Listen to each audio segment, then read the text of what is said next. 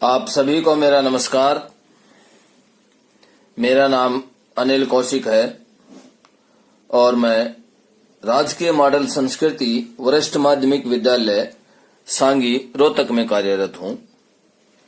प्यारे विद्यार्थियों, आइए आज चर्चा करते हैं 10वीं कक्षा के गणित विषय के बहुपद उप विषय पर, जिसमें हम पिछले वीडियो में भी चर्चा कर चुके हैं कि किसी बहुपद के शून्यांक क्या होते हैं और ग्राफ के द्वारा हम किसी बहुपद के शून्यांकों की संख्या कितनी है ये कैसे ज्ञात कर सकते हैं। आइए अब चर्चा करते हैं कि किसी बहुपद के शून्यांकों और गुणांकों के बीच संबंध क्या होता है। किसी बहुपद के शून्यांकों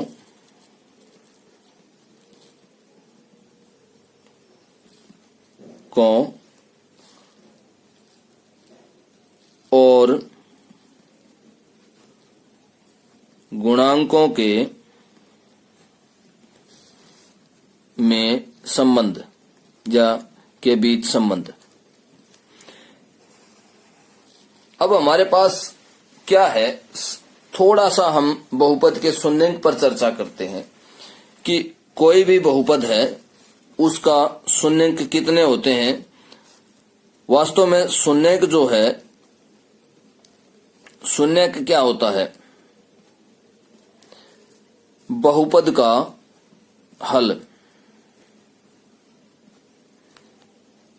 हल होता है शून्यांक। जैसे यहां पर एक उदाहरण लेते हैं,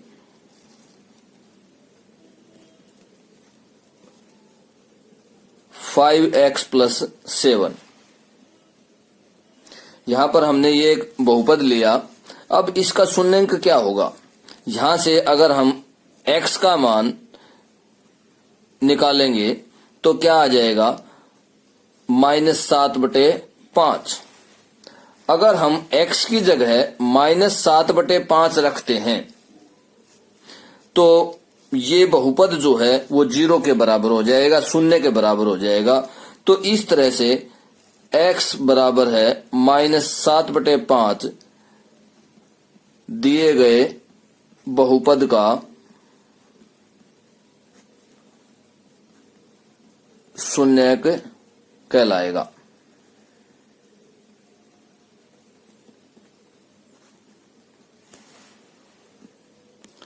आइए अब थोड़ी चर्चा बहुपद के गुणांकों पर भी करते हैं कि गुणांक क्या होते हैं, गुणांक कैसे होते हैं और क्या होते हैं। एक बहुपद की सामान्य दशा लेते हैं, हम एक द्विघात बहुपद लेते हैं, ax की घात 2 जमा bx जमा c। अब इसमें गुणांक कौन कौन से हैं? यहां पर कोई भी बहुपद है उसके प्रत्येक पद में गुणांक हमें देखने हैं अलग अलग। ये जो गुणांकों की बात कर रहा है कि बहुपद के शून्यांक और गुणांकों के बीच संबंध हमें जो शो करना है या स्थापित करना है, तो यहाँ पर जो जिन गुणांकों की बात हो रही है वे गुणांक कौन से हैं? वे कोई भी बहुपद है उसके प्रत्येक पद के गुणांक हैं। जैसे पहला जो पद है उसमें x की 2 का गुणांक क्या है? x की 2 का गुणांक क्या है इसमें? a। इसी तरह से x का गुणांक क्या है? b। ये b जो है वो x का गुणांक है। और c जो है वो क्या है? एक अचर संख्या है। यहां पर c क्या है? एक अचर संख्या है। अचर संख्या कह सकते हैं आप, या केवल अचर कह सकते हैं। तो इस तरह से हमने गुणांक को समझा और शून्यंक को समझा। अब आइए चर्चा करते हैं कि किसी बहुपद के शून्यंकों और गुणांकों के बीच में संबंध क्या होता है। शून्यंकों एवं गुणांकों में संबंध। सबसे पहले हम एक रैखिक बहुपद लेते हैं या रैखिक बहुपद पर चर्चा करते हैं कि रैखिक बहुपद के शून्यंकों और गुणांकों में किस प्रकार संबंध स्थापित किया जा सकता है। देखिए, चलिए एक रैखिक बहुपद का उदाहरण लेते हैं या सामान्य दशा ही ले लेते हैं रैखिक बहुपद की, ax जमा b। रैखिक बहुपद जिसके बारे में हम पिछली वीडियो में चर्चा कर चुके हैं। क्या होता है रैखिक बहुपद? रैखिक बहुपद जिसमें जो चर है उसकी सबसे बड़ी घात क्या हो? 1। रैखिक बहुपद। अब यहाँ पर चर क्या है? x है और x की पावर क्या है? यहाँ पर 1 है। तो इस तरह से यह क्या है? यह एक सामान्य दशा है, सामान्य स्थिति है। किसकी? ये सामान्य स्थिति है रैखिक बहुपद की।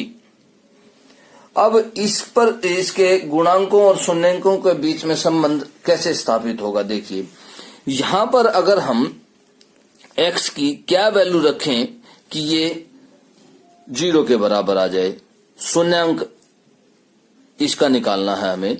तो देखिए ax प्लस b, अगर यहां पर हम x की वैल्यू जो है वो -b/a, अगर यहां पर ध्यान से देखिए समझिए, अगर यहां पर वैल्यू हम -b/a रखते हैं तो ये बहुपद शून्य हो जाएगा।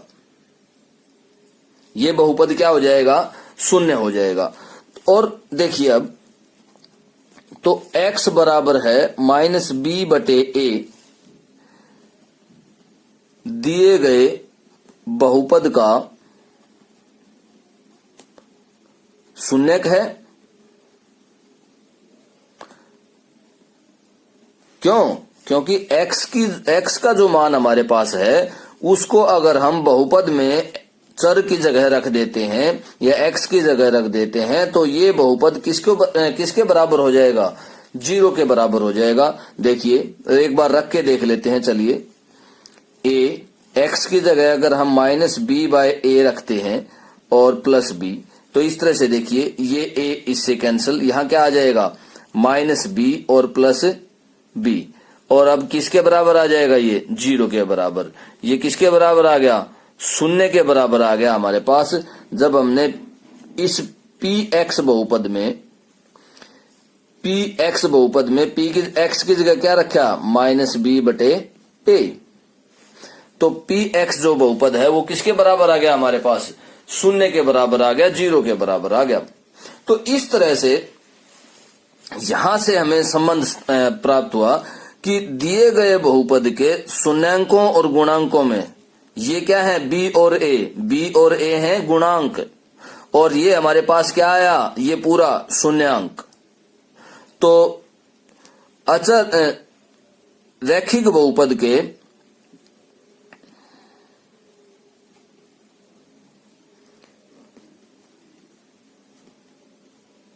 रैखिक बहुपद का शून्यक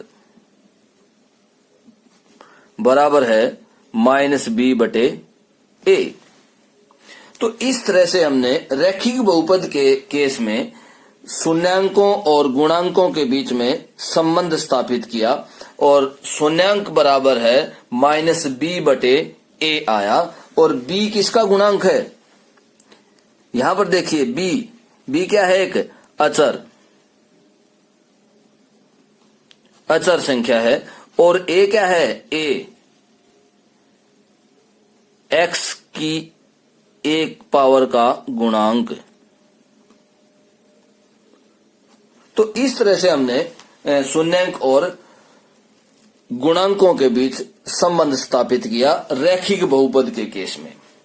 अब आइए चर्चा करेंगे कि शून्यंकों और गुणांकों के बीच संबंध द्विघात बहुपद के केस में कैसे स्थापित किया जा सकता है।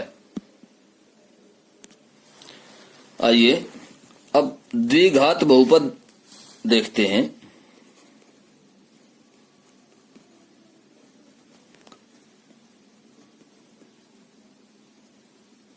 द्विघात बहुपद,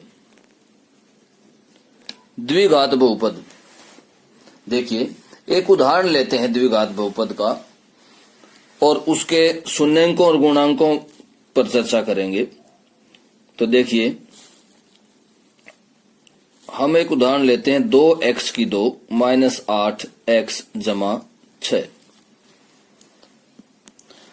अब अगर हम इसके गुणनखंड करते हैं तो हमारे पास गुणनखंड आएंगे 2 इंटू एक्स माइनस 1 और x माइनस 3। और अब इसके अगर शून्यंक निकालें, इस बहुपद के शून्यंक अगर हम निकालें तो देखिए, यहां से शून्यंक हमारे पास आएंगे, x का मान यहां से क्या आएगा, इस ब्रैकेट से 1, और यहां से क्या आ जाएगा 3। तो इसके दो शून्यंक हो जाएंगे हमारे पास, एक 1 और दूसरा 3। अब इन दोनों शून्यंकों के योग पर चर्चा करते हैं। देखिए, शून्यंकों का योग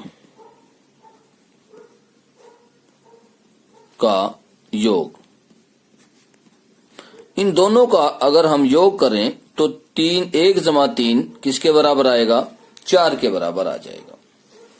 और अगर हम इस 4 को इस तरह से लिखें -8/2, तो भी क्या समस्या है, कुछ भी नहीं। इसको अगर हम सोल्व करते हैं तो 4 ही आएगा। अब ये हमने क्यों लिखा, क्योंकि हम चाहते हैं कि शून्यंकों और गुणांकों के बीच संबंध स्थापित हो जाए, और संबंध कैसे स्थापित होगा उसी की कोशिश की जा रही है। इसलिए हमने इस 4 को जो है इस रूप में लिखा है कि माइनस बाहर -8/2। अब -8 क्या है इसमें, अब देखिए इस बहुपद में ये क्या है, -8 है x का गुणांक,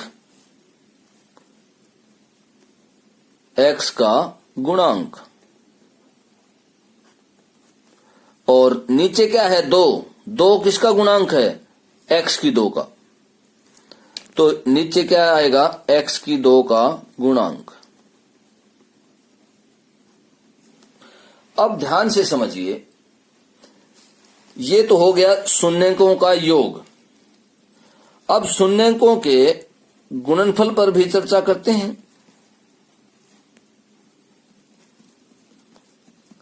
गुणनफल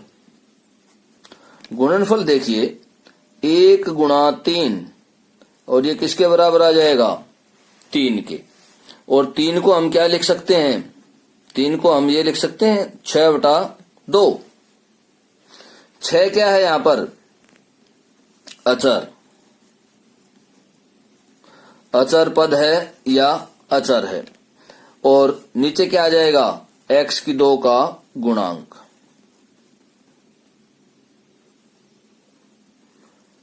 x की 2 का गुणांक। तो इस तरह से हमने देखा कि शून्यंकों का योग जो है वो किसके बराबर आ रहा है, -नेगेटिव ऑफ x का गुणांक बटे x की 2 का गुणांक। और गुणनफल किसके बराबर आ रहा है, अचर पद बटे x की 2 का गुणांक। तो हम इस प्रकार बहुपद की सामान्य स्थिति को देखें, द्विघात बहुपद की सामान्य स्थिति को देखें, तो द्विघात बहुपद की सामान्य स्थिति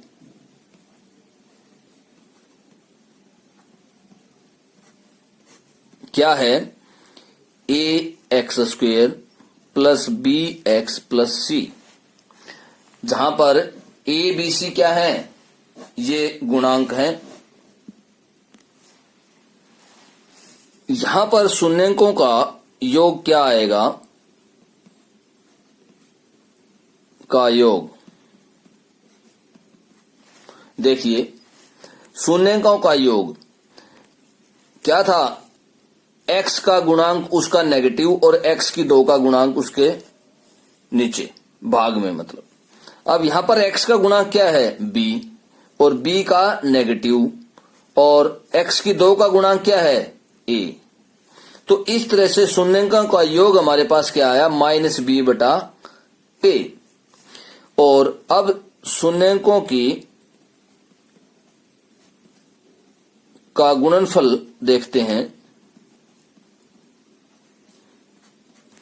गुणनफल देखिए, अचर पद, इसमें अचर पद क्या है c, x की 2 का गुणांक, x की 2 का गुणांक, x की 2 क्या है इसमें का गुणांक क्या है a।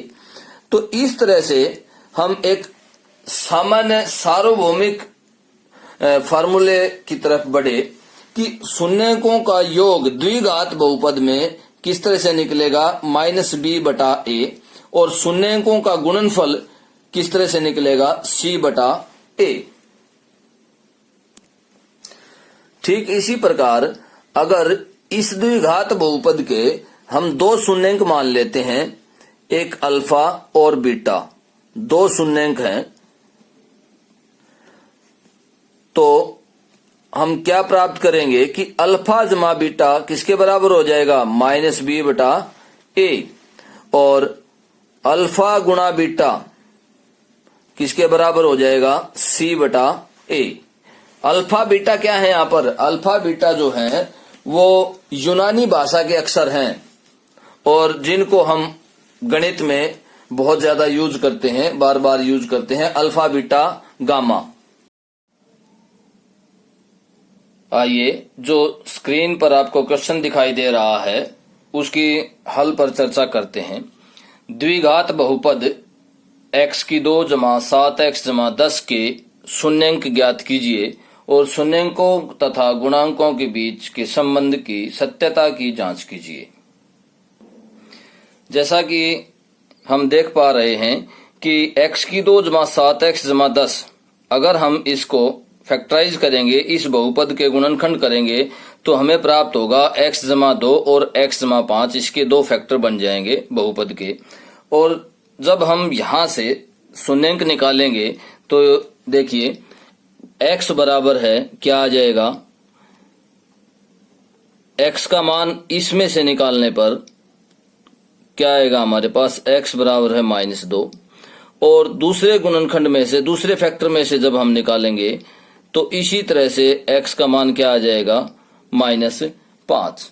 तो इस बहुपद के 2 शून्यांक आए हमारे पास -2 और -5।